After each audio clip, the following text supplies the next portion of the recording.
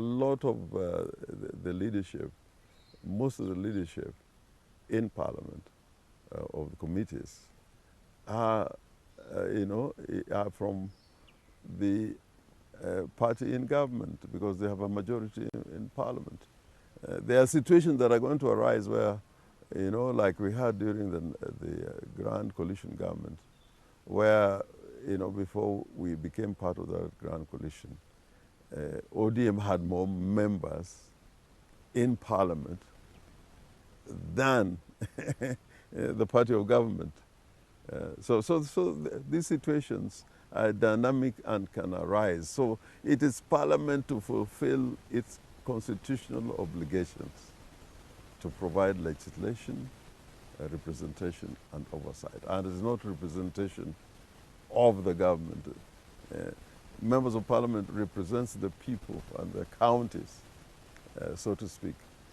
So I think once we know how that system should operate, and this is not just akin to Kenya, even the United States of America, the Congress is distinct from the executive, and nobody questions, the role of that constitutional duty that the Congress has. Although every political party would want to operate with the majority in Parliament or in Congress, so that there's not disharmony and dysfunction. But again, there are dangers when a party in power is overrepresented in Parliament. Now, back to this broad-based government and the inclusion of 5 of members from the ODM party into it. Someone posted on their social media platform that why just ODM? Why didn't other political parties within the coalition of Azimio la Umoja One Kenya coalition be approached to be part of this broad-based government? I think probably that would now be for the president or people in Kenya Kwanza to answer that question, because as I know it, they were approaching individuals to serve. And as we speak now, I know those positions are not being completely filled. I think there's still a position remaining in cabinet, one ministry. So probably, it may be in the mind of the executive to approach another sector.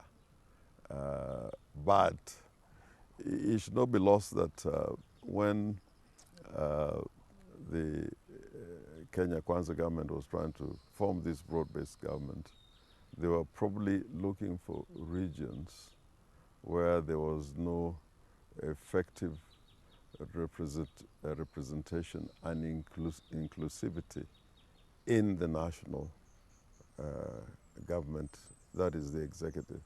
For example, in the entire Nyanza region, and excluding Kisii and Nyamira, there was only one member of the cabinet, for the entire region. In the coast, of course, there was, if I can remember very well, there was Minister Mvurya. Now, with an addition of Honorable Joho. There was also, I think, Aisha Jumwa. Aisha Jumwa. Yeah, it was just a replacement. Yeah. And maybe the question of gender was arising, but when they appointed our young girl from Turkana, that issue of gender seemed to have been addressed, although in entirety of that formation, I am not sure that the gender rule has been fully, accomplished. Yeah, but all in all, I can say that that was an attempt to form a broad-based government by a party in power. It was not by a group of parties or more than one party sitting down to say this is how we are going to form this broad-based government. I think it was from the perspective of the current government on how to form that broad-based government. Let's talk about the Gen Z uprising, the demonstrations they staged in the month of June was vigorous and it shook the country. Do you think some of the issues that they were raising have been addressed by the government of Kenya? I don't think they have been addressed at all, but I think there has been some statements to the effect that they are going to be addressed. Now, if you just talk about broadly about some of the issues they were raising, the cost of living was was an issue. I don't think it's been sufficiently addressed. Although the finance bill, which was going to compound the situation, make life harder through more and more taxation,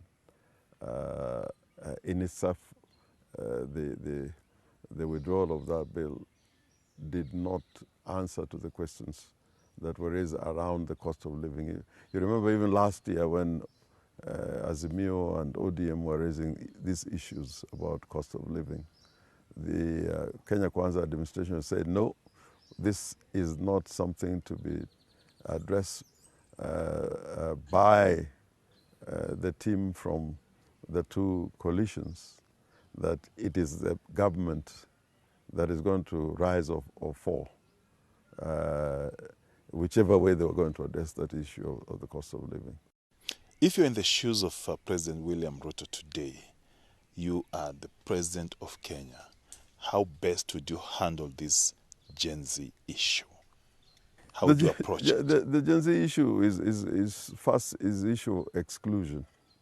You know, if the young people, because this was the young generation talking about the problems that were unique that they were experiencing, and a starting point, which would have been a quick win, was to address this issue of inclusivity, so the young people can be sure by looking at the face of the government that they were being involved, they were participating in the affairs of the nation, and that could have been a quick win. And in order to put the country on the right path and create an enabling environment to address some of the Gen Z's issues, the abductions, which seem to be continuing, the arrests, and also the question of prosecutions. Those largely have not been addressed, and compensation for those who were injured and for families who lost loved ones, that has not been addressed. The properties that were destroyed, those have not been addressed. So we need to create this enabling environment to be able now to talk substantively with the Gen Zs and other stakeholders on a national platform on how to deal with the problems that were raised. Do you think that environment can be created now? I think it can be created, and I think the space is there. It's been created. It is upon the government now to seize it. Yeah, and I urge them that they should not take this formation of so-called broad-based government as the solution by itself, because it's for them to seize this moment. I remember when we were at the Serena talks during the crisis in 2007-2008, there were issues that were addressed in order to create the enabling environment, and I can say without any fear of contradiction that those quick wins and those issues that needed quick resolution have largely not been addressed. Finally,